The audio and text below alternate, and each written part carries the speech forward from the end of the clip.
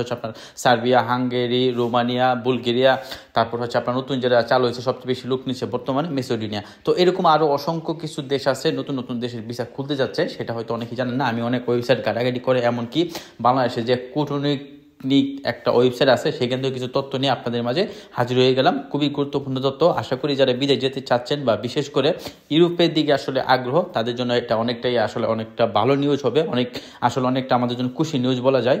মূল টপিক শুরু করার আগে বরাবরই মতোই আপনাদের প্রতি আমার রিকোয়েস্ট, আপনারা যদি নতুন হয়ে থাকেন অবশ্যই আমার এই চ্যানেলটাকে সাবস্ক্রাইব করে পাশে থাকবেন। আমি একজন প্রবাসীদের উপকার হয় সবসময় এরকম সঠিক তথ্য দিয়ে থাকি আমার এই চ্যানেলের মাধ্যমে।